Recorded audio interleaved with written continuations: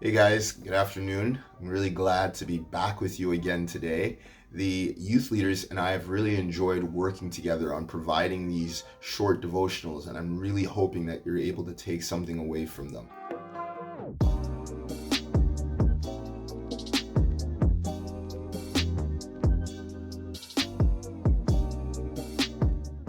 Today, I'm going to be talking about bite sized obedience. And as I was preparing for this devotional, I thought of Daniel and his actions while he was taken captive to Babylon. Something struck a chord with me, and it was that while Daniel took some extraordinary steps in keeping his faith and his trust in God and really just leaning and depending on Him, all of those great stories that you've come to know and love, like Daniel in the lion's den and Shadrach, Meshach, and Abednego in the fiery furnace, all of those great stories started with the way that he arrived, his arrival in Babylon.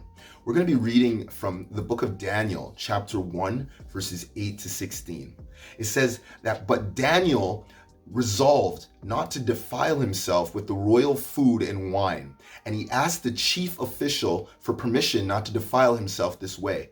Now, God had caused the official to show favor and compassion to Daniel, but the official told Daniel, I am afraid of my lord the king, who has assigned your food and drink.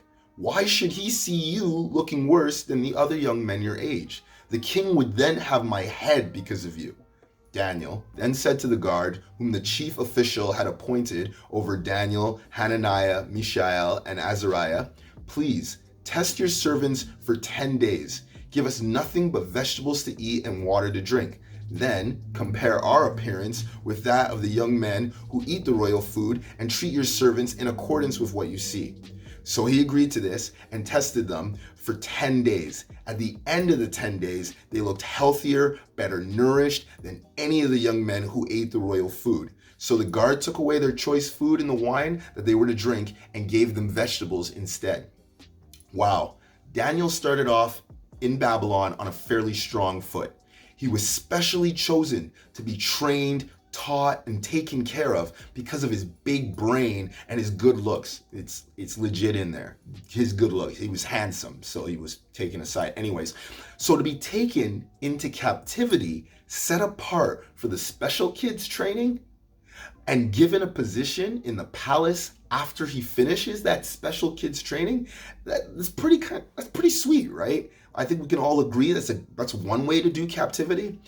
To eat food from the king's own table? What an honor! One that was not given to many Babylonians, let alone Jewish captives. My man Daniel comes in, looks around, and says, hold up, I'm not eating that. I think about the times in my life when I have struggled to be obedient to God. I've desired more to fit in with those around me than establish myself as a child of God. So if I was in Daniel's shoes, I don't know. Sometimes I question. Maybe I would be there like with the good food, like, I guess I'm just going to eat this. I guess I eat this now. But Daniel comes in with a completely different attitude. And the way he starts in captivity is in obedience to God and to what he believes in. As a Jewish man, he was not able to eat certain foods. So when he got there and they said, eat those foods, Daniel said no. What happens when you lack obedience in the small things, like, I don't know, dietary restrictions, then what are we going to do when obedience has a much greater price? If you keep reading, you see how Daniel and his friends had their lives literally on the line. Daniel was thrown into a lion's den because he was praying.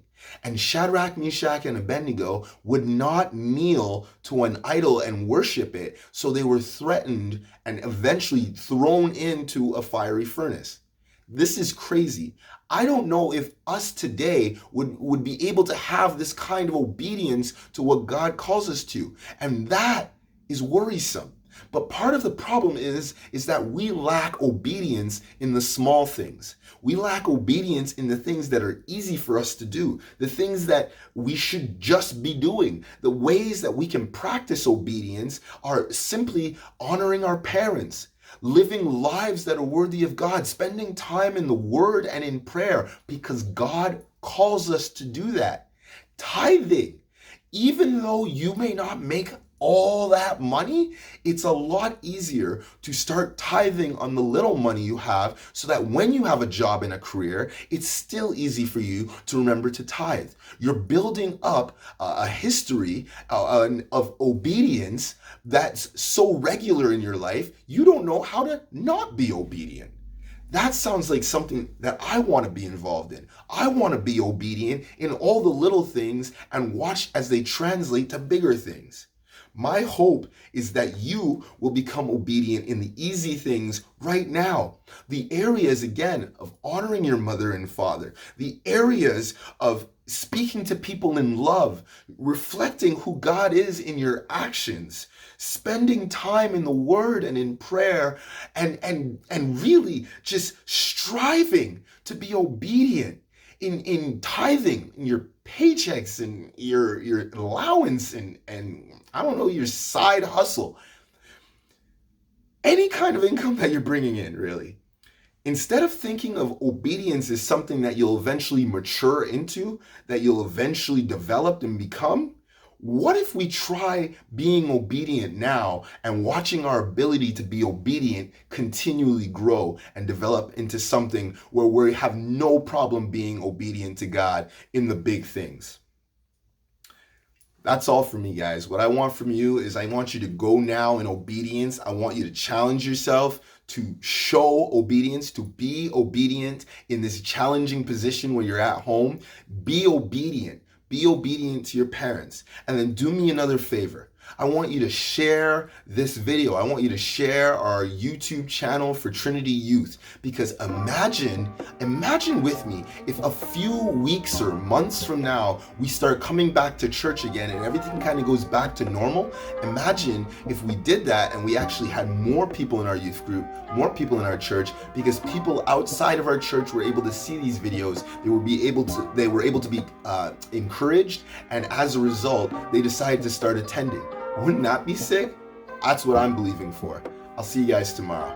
Ciao, dudes.